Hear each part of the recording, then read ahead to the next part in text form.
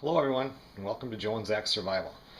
Today we're going to do a little project. We're going to get one started. It's something that I've wanted to do for a very long time now, and that is learning how to brine cure meat and to eventually be able to store it without refrigeration.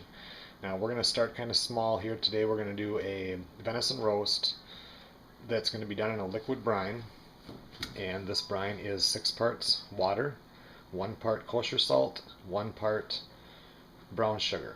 And I'm going to opt out of doing any spices in this or anything because I want to see how the saltiness is and not blame it on anything else that I might have put in there. So we're just going to do basic. What we're going to end up doing is brining this for 24 hours, and then we're going to put it into the smoker, and it's going to be in the smoker for several hours, and then thrown into the oven to get the internal temperature up to 165 degrees. The eventual goal is to do a dry salt sugar cure meat that would last for a long time, but like I said, we're just going to start small. This is one of the deer that were shot this year for deer hunting. My dad, who also shot one, he brought his in and had it professionally done, and what they do is they brine it for 7 days and then smoke it for 8 hours. So the only thing is, when you read about it, and since I have never done this before, a lot of places say don't brine it for more than 24 hours or it gets too salty. So obviously there are things that I need to learn. In fact, if any of you have ever done this, I would appreciate any type of comments, suggestions, whatever. But anyway, I'm going to get this into the brine. We're going to let it brine for 24 hours, and tomorrow we're going to throw this in the smoker. Well, the meat's in the brine now. I'm going to find something to get that weighted down so it stays completely submerged. And like I said, my dad had his professionally done, and he gave me one of the roasts. He had 6 roasts done, and there's a little bit of it left. And why don't I'll take this time right now and I'll show you. I've got some pictures and a little bit of video to kind of show what we want the final product to look like. It's really almost like a ham. And it's just really good. So anyway, take a look.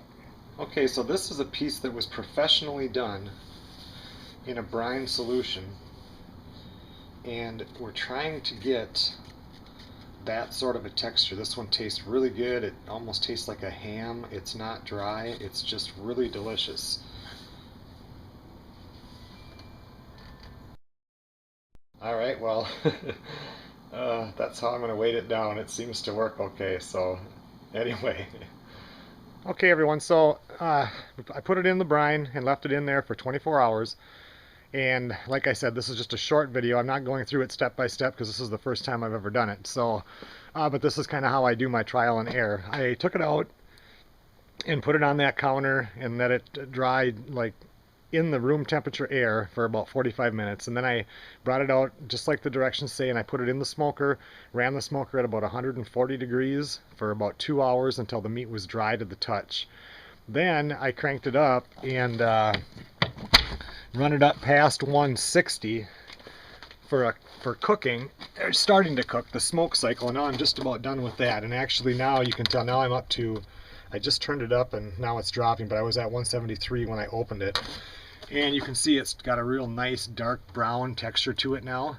And after this smoke is done, I'm just going to crank everything up right now, and then I'm going to actually see, I'm going to try to cook it in here because I've got the smoker quite warm, and I just have to get that. But anyway, it's going to get dark here in a little bit, so I thought I would at least film this part of it, and so you can kind of see what it looks like. Well, here's what it is after it came out of the smoker, the big piece. The smaller piece Zach and I took out already and ate some of it. It was pretty good. The smoker got the inside of this up to 150. I put it in the oven for about 25 minutes to get the internal temperature up to 155. I saw another recipe that said that, and I was a little safer with that recipe than anything any lower. So, alright, well now I'm going to cut it open and we'll kind of see if it looks anything like that, the other one. Okay, well that's what it looks like on the inside when it's cut open. It's got a lot of juice in there, so it'll be interesting to try. That smaller piece that Zach and I tried was quite salty. And of course it was in a brine for 24 hours. That was a lot of salt in it, but we'll give this one a try and see. I'm thinking maybe this one won't be quite as salty in the inside, but then the salt is for preservation, so you know there's going to be some of it. But anyway, we'll give it a try here, so just hold on. Okay, well I'm going to give it a try here.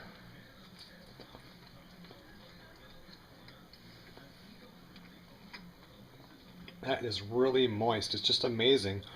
You would think that being in the smoker for that many hours, it wouldn't be moist at all, but it is really moist. I don't think you can get it that moist cooking it in the oven. It's not salty in the middle. Towards the edges, I'm sure it is, but as soon as Zach gets out, we'll give it a try for him too. Well, it looks like Zach's in the shower. I know what I'm going to do. I'm going to run upstairs and see if Sarah and Chad are here. Zach's in the shower. Will you guys try this? This is that venison that I did in the smoker after I did it in the brine. Yeah, I'll try it. The edges are kind of salty, but the middle part of it is really moist. It's really good. Have Chad try some of that too. Another piece of ham. Your ham? Yeah, try to get some of the middle part. The outside is kind of tough, but the inside, it's amazing. I don't even taste venison on it. That's really good. You liked it too? Yeah, okay. Definitely. Alright, I'm waiting for Zach to get out of the shower, so. Okay. Well, I went running around looking for Zachary, and when I was up there with Sarah and Chad, he come out of the shower and took off and went to Sam's, his girlfriend's. So I just called him, and he won't be home till late, so you're not going to get what he thinks about this, but and remember, this wasn't a how-to video, this was a let's see if I screw this up video.